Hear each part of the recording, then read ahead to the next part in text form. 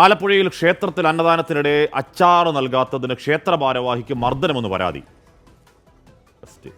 തടയാനെത്തിയ ഭാര്യയ്ക്ക് മർദ്ദനമേറ്റു. ആലപ്പുഴ സ്വദേശി അരുണിനെതിരെ പോലീസ് കേസെടുത്തു. മനീഷ് മഹിബാൽ വിവരങ്ങൾ വെച്ചിരുന്നു. മനീഷ്, അച്ചാർ പ്രേമിയാണ് ഞാനും. നമ്മളും കൂടെ അച്ചാർ ചുമ്മാ ചോദിക്കും. അപ്പോൾ അത് പക്ഷേ അത് കിട്ടിയില്ലെങ്കിൽ മർദ്ദിക്കാന്നൊക്കെ പറഞ്ഞ് കടന്നു കഴിയല്ലേ? എന്താ സംഭവം? യഥാർത്ഥത്തിൽ എന്താ സംഭവം?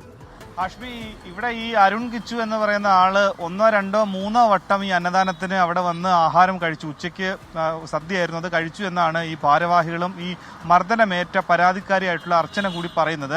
അവിടെയുള്ള കുട്ടികൾ കൂടി പറയുന്നുണ്ട് 2 തവണ ഇവരുടെ കൂടെ ഒപ്പമിരുന്ന് കഴിച്ചതാണ്. അപ്പോൾ ഇയാളുടെ പ്രശ്നം 2 തവണ ആഹാരം കഴിച്ചപ്പോൾ ഇയാൾക്ക് മതിയാവണ്ണം അച്ചാർ ലഭിച്ചില്ല എന്നാണ്. അങ്ങനെ 3ാമതും ആഹാരം കഴിക്കാൻ വന്നപ്പോൾ ഈ അച്ചാർ തീർന്നുപോയി. അങ്ങനെ ഒരു ക്ഷേത്രത്തിലെ അവിടുത്തെ ഒരു ഭാരവാഹിയായ ബാബുവുമായി അവിടെ വെച്ച് തർക്കമുണ്ടായി. ഇതിനിടയിലേക്കാണ് ഓട്ടോ ഡ്രൈവർ കൂടിയായിട്ടുള്ള മുൻ ഭാരവാഹി രാജേഷ് അവിടേക്ക് എത്തുന്നത്. രാജേഷിന്റെ 2 കാലം നേരത്തെ ഒരു അപകടം പറ്റി കമ്പി ഇട്ടിരിക്കുകയാണ്. രാജേഷിനെ അവിടെ വെച്ച് ഇയാൾ അച്ചാർ ലഭിച്ചില്ല എന്നതിന്റെ പേരിൽ നടന്ന തർക്കത്തിൽ രാജേഷിനെ ഇയാൾ അവിടെ വെച്ച് മർദ്ദിച്ചു.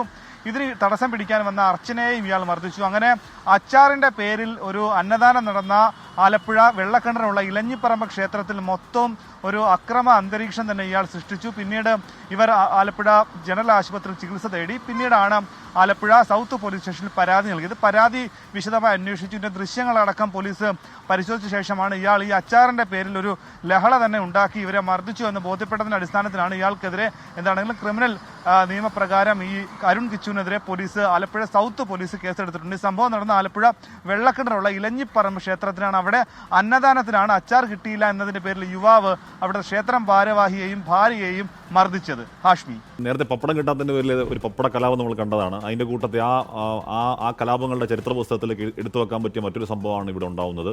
അച്ചാർ കിട്ടിയില്ല എന്നാണ് പ്രശ്നം.